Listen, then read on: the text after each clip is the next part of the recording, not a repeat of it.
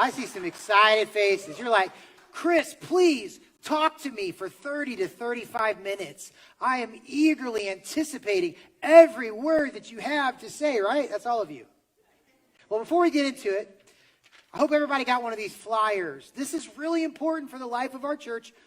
We are Connect. Connect isn't a church, an institution, an organization. Well, it kind of is, like, legally, but it's the people.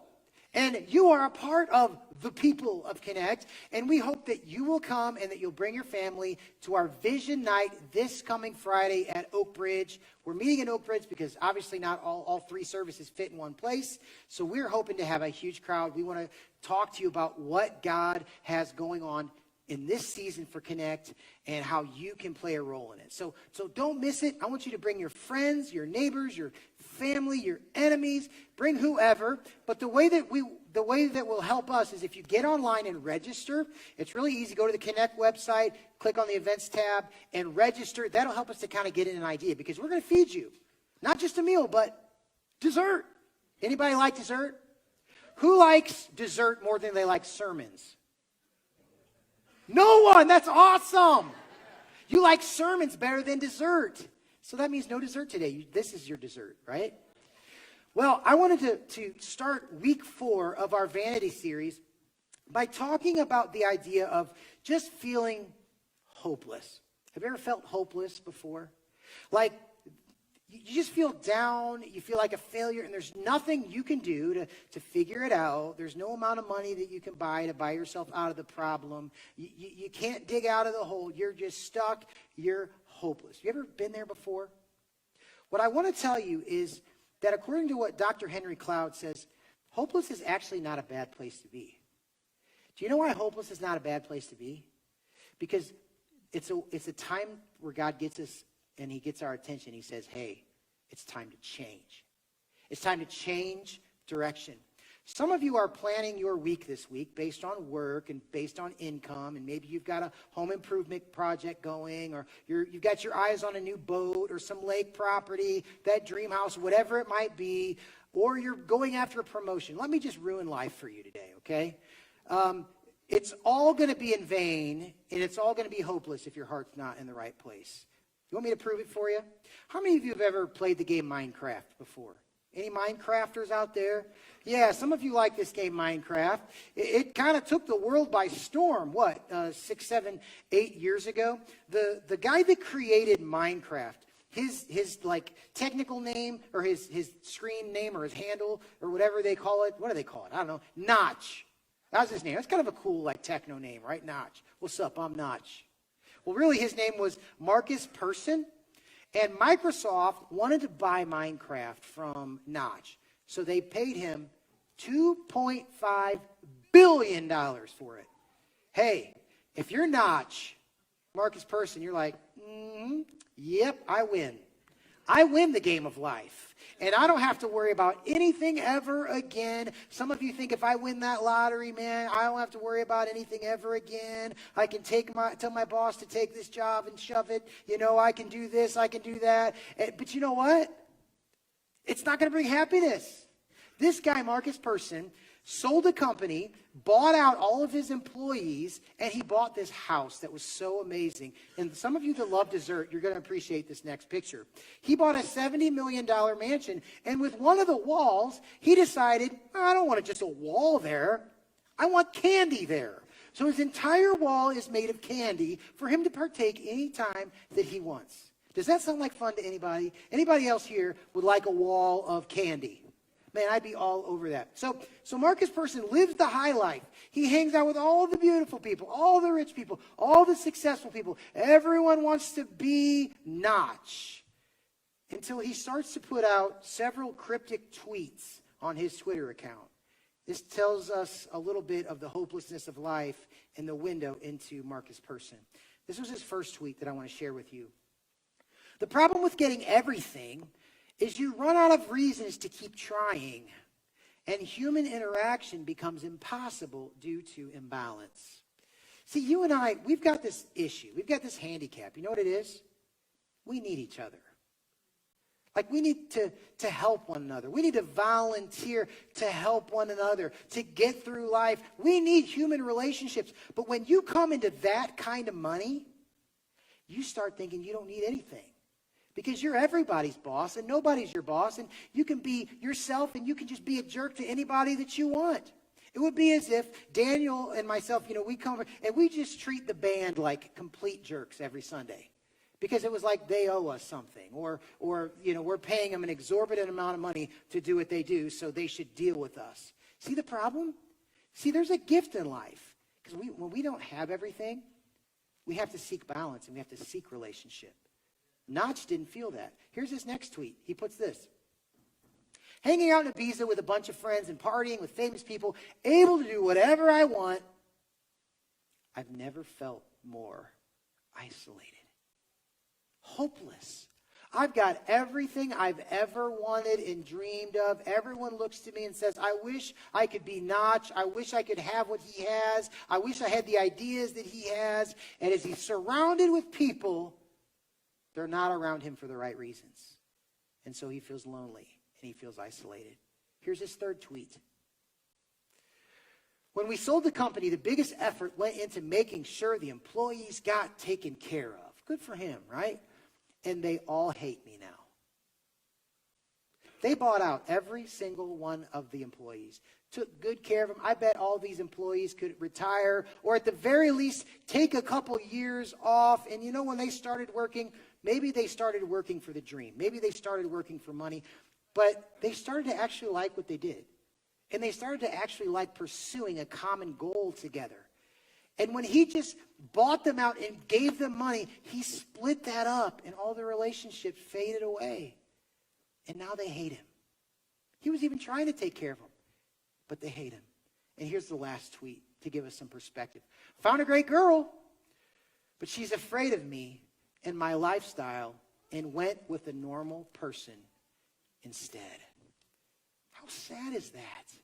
See, you and I, we tend to live for things and focus on things and have these goals and have these dreams. And so many times the things that we're searching are just going to bring more hopelessness and more emptiness. The good thing is maybe some of you are at the end of your rope and you've realized, I'm not going to get that thing that I've always wanted or dreamed. And you feel hopeless. Well, that might not be a bad thing because God might be saying, hey, it's time to shift your mentality. It's time to look a different direction. See, you and I, we can suffer from this thing where we're literally surrounded by stuff and people all the time. And it's a phenomenon that people call crowded loneliness. Have you ever heard about it? Crowded loneliness. You could be surrounded with people at work. You could have a huge family. You could be surrounded with people at church. You could be walking the hallways of the mall or standing in a giant stadium. And on the outside, people are looking in. And it's like, oh, he's with all these people. But on the inside, you feel dark. You feel lonely. You feel isolated. You feel like no one gets you. You feel like no one sees you. You feel like no one understands you. You don't think you need people, but you really do. And you're in a period of crowded loneliness. And as Casey said earlier on in the service, we want to connect you to a loving God. We believe that God is the solution to your loneliness.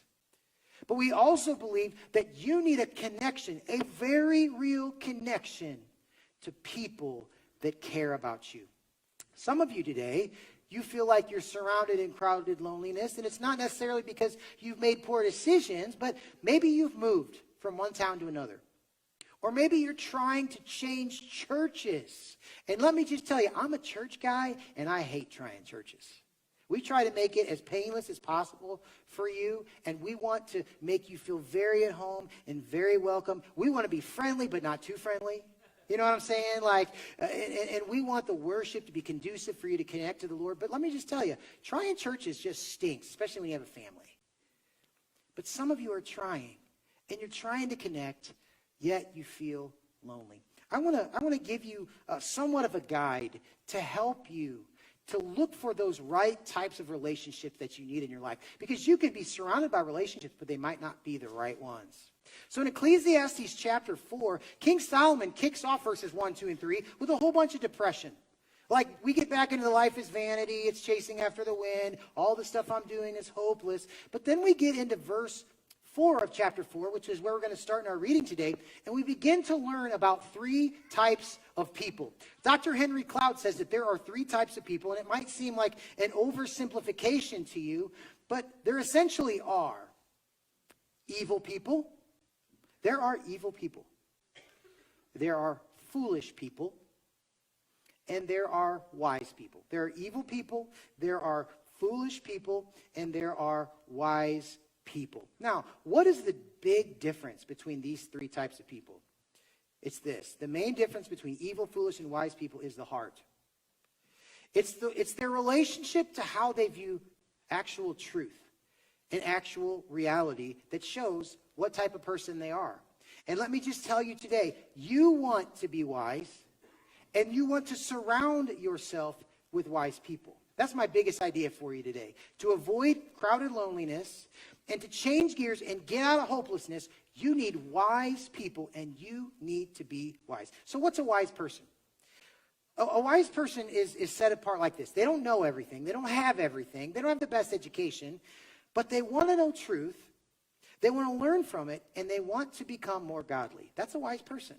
I want to know the truth. Even if the truth hurts, I want to know what it is. And if somebody comes up and confronts me with the truth, it might hurt me, but I'm actually going to thank them for it.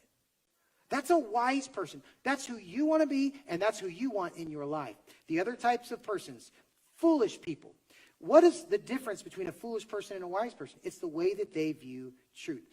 Foolish people are foolish because they want to argue over the truth, and they want to change the truth. They don't want to change who they are. They want the truth to adapt to them. And when you try to give a foolish person feedback, they've always got a rebuttal, and they've always got a defense. And then lastly, our favorite of all, evil people. This doesn't have anything to do with status or intelligence or education or upbringing. The difference between an evil person, a wise person, and a foolish person is their relationship to the truth. Evil people hate the truth, refuse to change, and cause harm to others in doing that. Now, let me just tell you, 3 simple categories, all right? Now, there's a little bit of that in every one of us. There's a little bit of evil in us, maybe, okay, in our temperament. There's a little bit of foolishness, and hopefully there's a whole lot of wise. Now, the difference between a spirit-filled person and a non-spirit-filled person is, regardless of labels, the Holy Spirit of God can come in and just change everything for us. But we've got to be open, and we've got to expose ourselves to truth. There are also people that fit right in these categories. I mean, literally, you could say, they are this. Those are the type of people that make evil their full-time job. That means all the decisions they make are based on evil narcissism. There are those that are foolish, and it's their full-time job. Like, every decision they make is basically foolish. And then there are those wise people that maybe every once in a while make a foolish choice. Maybe you have an evil desire, but for the most part, you genuinely desire to do what is right and do what is true. Big idea, every day, we should seek to be wise, and we should seek wise friendship. As I was going through this study this week, and I was going through Ecclesiastes chapter 4, these 2 words just kept on going over and over and over and over in my head. You know what they are? Don't settle. Don't settle. Can everybody say that? Don't settle. What does that mean? If you have the option to be around no one or be around an evil person, you should choose no one. Honestly. Because no one is better than someone that can hurt you. If you would rather be around a whole group of foolish people that are popular versus maybe a little nerdy group of people that are wise, choose wise. Don't settle. Don't compromise. Because Scripture says, if you walk with the wise, you will grow wise. If you walk with fools, it says you will suffer harm and you will be like a fool. So the truth of the matter is this, when I say don't settle, evil friends and foolish friends are dangerous friends. Legit dangerous. Remember last week how I said that ministry isn't just life, it's war? Ministry is war. when you seek in your life to do the right things, you're going to war against the devil every single day. It's warfare. Ministry is war. And for us that want to live our lives for God, life is war. I mean, those flaming arrows are coming right at you when you decide that you want to do the right thing. What happens when you have an evil person in your life? Because when we go to war, we want to make sure somebody's got our back or somebody's got our six, right? I got your back. I got your six. What happens when you've got an evil person that says, I got your back and I got your six? When you're not looking, they do have your back, but there's a target on it. And as soon as they have an opportunity, they're going to stab you in it. Or they're going to climb over you to get where they want to go. That's an evil person. What about a foolish person? When a foolish person says, I got your back, they say, I got your six. Here's the problem. They're going to be occupied with something else when the attack comes to your back. And they're not going to be paying attention. Then you're going to get beat up. And you're going to go back to that foolish person and say, hey, where were you, man? And you know what they're going to say? They're not going to say, I'm sorry. They're going to have an excuse for why they didn't have your back. Do you see that? So when you go to life and when you go to war and when you go into ministry, you need wise people in your life, and you yourself need to be a wise person. Evil people are described in Ecclesiastes chapter 4, verse 4. It says this. This is what Solomon writes. Then I saw all toil and all skill in work come from a man's envy of his neighbor. This is also vanity and a striving after the wind. Envy. The truth is, evil people are motivated to success out of envy. These people find status and possessions and accomplishments as a way to show that they are better than others by the car they drive, the stuff they own, and the people they surround themselves with. Their success is driven by coveting and jealousy of others. They can't stand, get this, an evil person can't stand when other people have great accomplishments and they don't. They can't stand when others succeed. They find a little bit of joy in the pain of others. And you're like, oh, I'm never that way.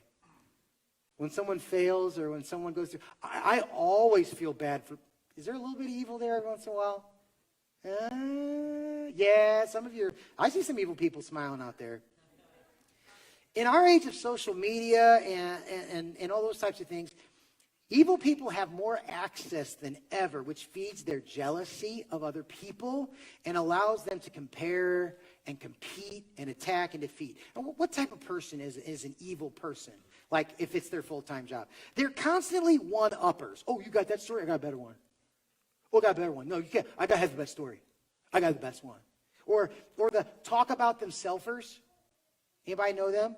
Like just talk and talk about themselves. Or how about this? The I should have it, not themers. You know them? Like, oh, no, yeah, no, I should have that. No, that's mine. No. Like, there's that inside thing about you where like, you want that. So how do you deal with an evil person? Someone that like evil is like their full-time job in life. The best way to deal with an evil person is to get distance from them and protect yourself from them. Because an evil person will stab you in your back. What does Scripture say about someone that is evil? It says something really mean. Paul says, cast them out. Uh-oh. You mean you're not supposed to love and accept everybody? Well, no. After you go to them twice and you offer to settle and you offer to apologize and you pour your love and grace and they refuse it and say, no. It literally says, cast them out. It is biblical to cast evil out of your life. It doesn't mean be a jerk. It doesn't mean not be friendly, not be cordial, but it's time to move on. Did you know that bad parenting develops evil people? Did you know that? Like those hyper-competitive parents that are like, kill him, no mercy. You know, like on the side, that might be me every once in a while, okay? But like, let's go, get them, bust their skulls, you know, hit them while they're down, you know, like all that kind of stuff and cheer when somebody, that kind of parenting develops an evil kid. Hyper-competitive parenting develops an evil kid. Materialistic parenting develops an evil kid. Oh, you see what brand they're wearing? Oh, man, I got to have brand loyalty, man. I got to have the shoes, the socks, the pants, the undies, the shirt, the hat. It's all got to match. You know, oh, my friends, they don't have that. Oh, man. Ooh, You know what I mean? Materialism develops evil parenting. Gossip develops evil parenting. Mom and dad, when the kids hear you gossiping about other people, what does that tell them? Well, first off, they get the dirt on all kinds of fun stuff. But secondly, it tells them that it's okay to talk to and about other people and say whatever they want. Doesn't it sound mean to cast out the evil? Doesn't it sound harsh? Well, it's actually more mean and harsh and harmful to yourself to keep denying it and keeping them in your life. Foolish people. Ecclesiastes 4, verse 5, it says this: the fool folds his hands and eats his own flesh. Gross. What does that mean, fold his hands? It means he refuses to work hard.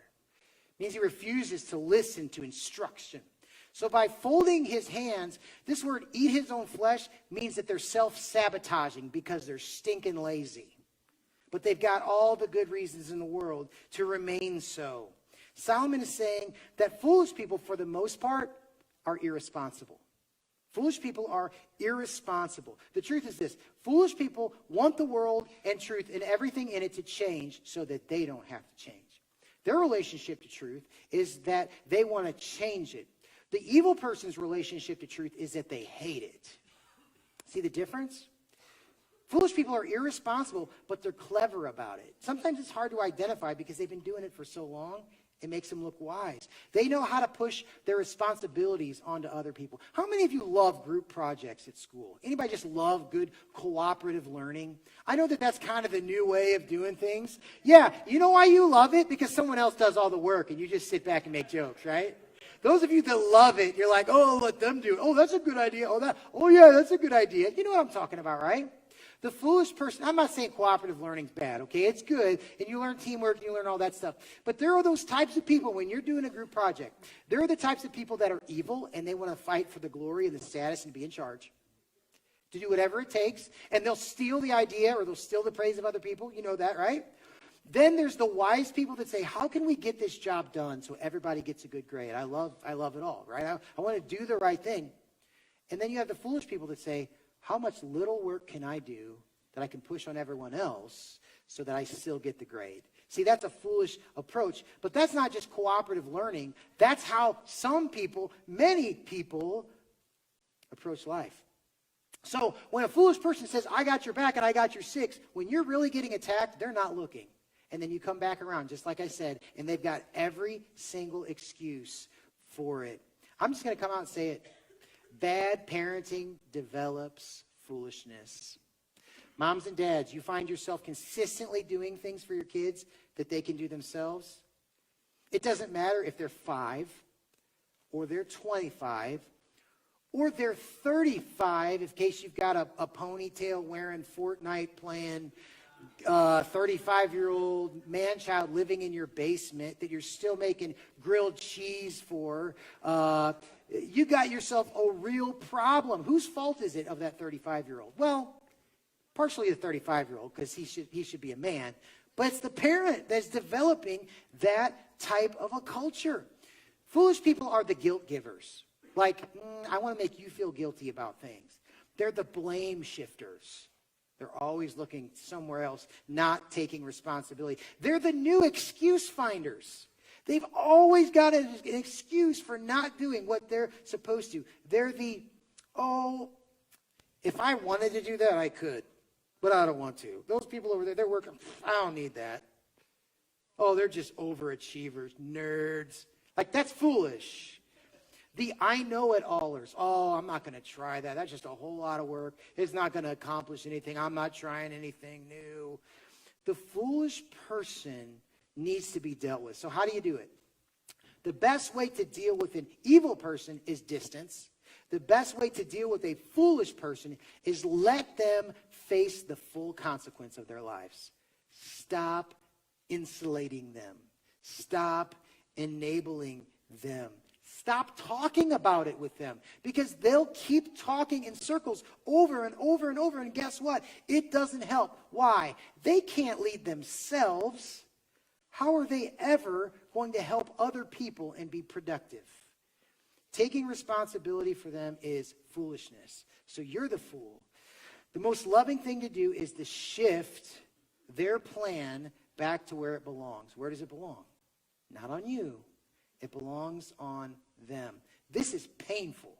It's painful to do. Just like casting out the evil is painful, letting a foolish person face their consequences and cry and struggle and post on Facebook or whatever is painful. And some people might say, oh, why don't you help them? Where's the mercy? Where's the love? Where's the grace? Where's the Jesus? Let me tell you something. Jesus doesn't want you to insulate people from very real consequences. And the very creator of the universe developed this thing called pain because he wants all of us to go through it so that we can learn from it.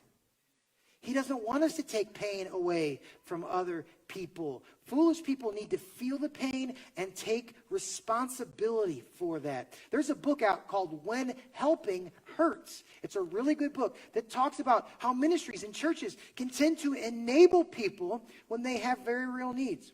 Now at Connect Church, we always err on the side of grace. There are people that come by our church and they have very real needs. They need to eat. They need a shower, they need a place to stay, they need a little bit of gas in their car. Let me tell you, we pretty much always err on the side of kindness. What does that mean? Well, that means that we'll go buy them something to eat. You know, we'll go get them a slice of pizza and a Polar Pop. And does it get any better than that? I don't think it does, personally. I mean, that's living high for me. We'll go to the gas station. We'll put $5-10 of gas in their tank. We'll give them a $10 grocery card. Something like that. But what we're not going to do is we're not going to take on their bills. Because there's a reason that they got where they did. But we will err on the side of grace. Hear me out. We will err on the side of grace. And we'll give them an opportunity to further the relationship. If they have a real desire to be wise and to change and to grow, be a part of the church fellowship or be a part of a church fellowship, we may come along and help them more. But we're not just going to throw our resources towards people that aren't going to take wise responsibility for what they have. So those are wise people. And the best thing you can do for a wise person, even a church, is to let people feel consequences. What about wise people? Let's talk about, that's a little more fun, right? How about wise? It says this in Ecclesiastes 4:6. Better is a handful of quietness than 2 hands full of toil and a striving after the wind. The truth is this. Wise people live life intentionally and purposefully because they want to grow. I desire to do the right thing. I mean, you could tell a wise person from a foolish person just simply that. You can look at them. Do they really desire to do the right thing? Or do they have a short-term agenda? Do they really value truth? Do they really listen to when you have input into their life? And it says this in the verse. Better is a handful of quietness than 2 hands full of toil. We're back to this toil and striving after the wind. We have 2 hands. The wise person's approach is this. In one hand, I'm going to make a living. I'm going to work hard. I'm going to have a nice career. I'm going to take care of my family. One hand is full of that. The other hand, I want to love people. I want to be filled with grace. I want to start new relationships. I want to find out how I can be involved in ministry and engaged. And that's the other hand. But what does a foolish and evil person do? They seek to fill both hands with career and status and money and possessions. That's desiring to live the loud life, the life of the rich and famous, the life of the Minecraft owner. But what does God say? Does he say live a loud life? No, he says this. Better is a handful of what? Quietness. Live a simple life. Who is writing this? The guy that's seen it all, the guy that's experienced it all, the guy that's got all these servants and all these buildings and all these kingdoms and 1,000 women, and he's probably swimming in his money bin like Uncle Scrooge on DuckTales. He thinks he's got it. People, we think he's got it all. We want to be him. Women want him. Men are jealous of him. And what is he saying? I live the loud life, and it's all toil, and it's all vanity. A well-lived life is one where you provide for your family, but the other hand is open to have relationships and others in your life. What does a wise person need? Well, we know that the fool needs consequences. The evil person needs distance. The wise person needs more time. You see someone that's wise, give them more of your time.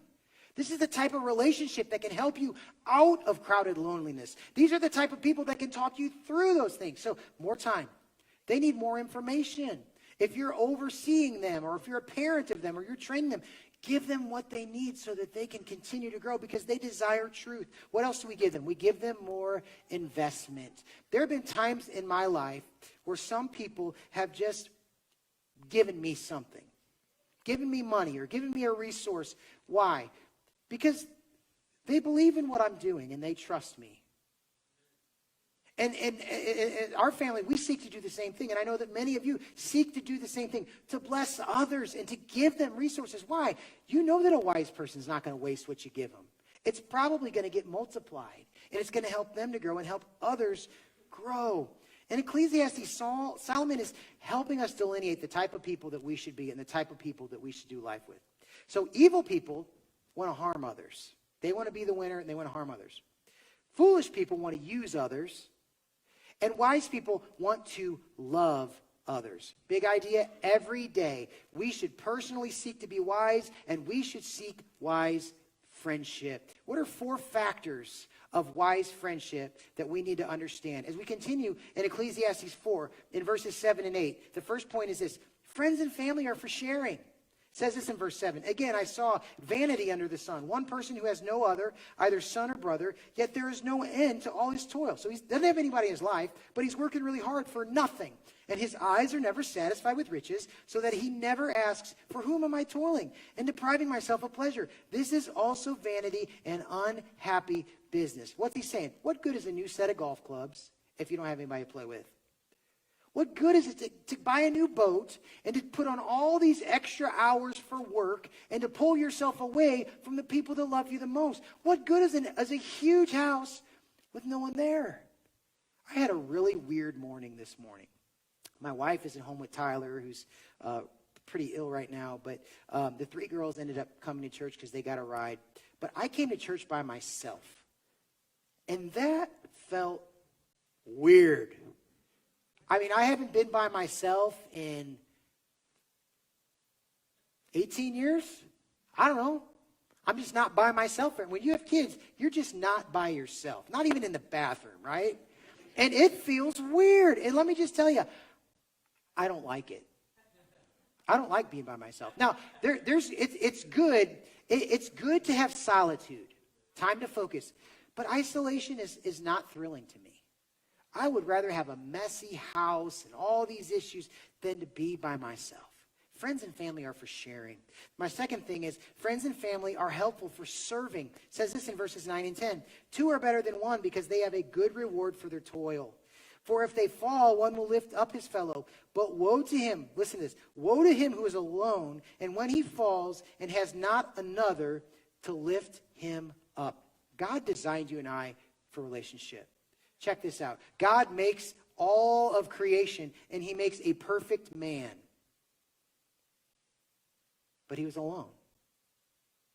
It wasn't enough. God had to make a woman for that man. See how that works? I mean, even when everything was absolutely perfect, you and I are not designed to be alone. We need one another. We need each other to help one another out. My third point is this. Friends and family are for comforting. Verse 11 says, again, if 2 lie together, they keep warm. But how can one keep warm alone? We live in a world of crowded loneliness, right? And technology only seems to make it worse. Many of you have thousands of friends on Facebook, but it doesn't make you feel any better, right? They just hear your status update and you hear theirs. Let me just tell you something. Technology can never replace physically being in one another's presence. Did you ever have a time where you wanted to go over to a friend's house and your mom and dad said no, they didn't have any good reason? They just wanted you to be home? And you're like, oh, why? Are we having a family meeting? Are we playing a game? Oh, is there something? Why can't I go to my friend's house? Well, because mom and dad just want you to be in the house. Because there's something about presence, being together. You may not have anything meaningful to talk about, but there's something about having the family together. Same thing with church. There's something about physically having the family together that means so much. You can't Skype or text a marriage or relationship, right? And then lastly, friends and family are there to protect. Verse 12, and though a man might prevail against one who is alone, two will withstand him. A threefold cord is not quickly broken. He's talking about going into a battle, like a one-on-one combat. So if you go one-on-one sometime, you may lose. But if you go two-on-one to somebody, you're going to win. Why? Well, because one guy is face guarding him, right, on the front. Somebody else comes behind the back and just kind of gets him by the arm, and then you poof, poof, poof, poof. Just like on Ninja Turtles or Streets of Rage, right? Like some Final Fight, some of those games. Whoa, you know? You just hold him and then you just punch the snot out of him. What is he saying? Man, if we go to war, we better go to war shoulder to shoulder together. And three is even better than two. So what should we do? We need to seek ourselves to be wise and seek wise relationships. We need to understand that signs of evil are way more subtle than we think they are.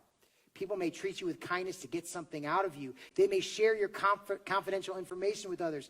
They may feel like they're always competing with you. They may lie to you. Let me tell you, lying is a sign of evil. Most signs of foolish people are more subtle than you think. Not willing to listen to your advice, not willing to learn, not open-minded about different things. You constantly have to help cover for them, not once, not twice, but over and over and over. They act like they're victims of everything. They make you feel bad for not taking care of them. Signs of foolish friends. We've got to ask ourselves, am I being evil? There's a little bit of that in all of our flesh. Am I being foolish or am I being wise? Let me tell you something. In a world of crowded loneliness, in the world of Notch, the Minecraft creator, King Solomon and Notch had everything. A candy wall. How awesome would that be to have a candy wall? But they were still surrounded with this dark cloud of loneliness. If you don't heed this advice, I want to read to you the very depressing second verse of Ecclesiastes 4. It says this, and I thought the dead who are already dead more fortunate than the living who are still alive. I wish I were dead is what they're saying. I've had it all. I've seen it. I just wish I were dead. This is a modern phenomenon that we're going through. People struggling with dark depression and thoughts of self-harm and just thinking, I would just be better if I wasn't on this planet. What's the solution? The solution is to ask the Lord to give you wisdom and then to have wise friends around you. Because if you surround yourself with wise friends, even though you struggle with the darkness, even though you struggle with those thoughts, even though you're discouraged, even though everything's falling apart, if you walk with the wise, they will make you what? They will make you wise. What are the guidelines to wisdom? The first one is this: God, the Holy Spirit. 5 guidelines. God and the Holy Spirit. He can come in and penetrate your heart. What's the second part? God's word in the Bible. Are you willing to submit yourself to God's word? What's your view on truth? The evil person hates the Bible. The foolish person wants to change the Bible. A wise person embraces it as truth. Third, the counsel of wise people. You know, another thing that's going on like crazy in our culture is you're great friends with someone until they give you advice that you don't like, and then they're not your friend anymore. Have you seen this happen? It's the intolerance of tolerance. Oh, they just told me something that I don't like. And King David says, I would rather be harmed by a wise person than embraced by a fool. Counsel of wise people. Here's another one. This is my favorite one. Watching fools. What does this mean? If you watch the mistakes of other people, guess what? You don't have to make that same mistake. You can learn from it and avoid that pain, but you've got to watch. Got to watch the action of fools. You learn what not to do. And lastly, self-reflection and self-awareness. How do you do that? That's one of our huge priorities as a church. We're doing Growth Track because we want you to know about our vision, but Pastor Brian and Andy and some of these guys, they're leading Growth Track because they want you to be self-aware. We're doing spiritual gifts testing. We're doing personality testing and Growth Track. I think all of y'all should just sign up and do that. If you want to go a little bit deeper, there's another study called Enneagram. I'm getting trained on it, and it just gives you specifics about who you are, why you are the way you are, and why you think the way you are. Let me tell you something. We've got these 3 labels: evil, foolish, and wise. What is it that makes the difference? If you invite the Lord into your life, he'll come in and start steering you, but you've got to be open. I want to invite Daniel to come up and just start playing, and I want you to take a moment just to reflect on this on these truths that King Solomon, who had everything, who did everything there was to do, and owned everything there was to own, he's trying to teach you something. When you come to a spot of hopelessness, that's when God says, ask for my wisdom, and I'll give it to you. Some of you today, for the very first time, just need to say, God, I've been doing things my way. I want to do things yours now. Come into my life. Forgive me of all the evil in my heart. I believe you're strong enough. I believe Jesus died on the cross. Come into my life, and I want to follow you. And if you make that decision and you mean it in your heart, that Holy Spirit of wisdom will come in, and he'll begin to speak to you and lead you and guide you and help you to become wise. Right now, I want to encourage you to take just a few moments to reflect on these truths as Daniel sings this song.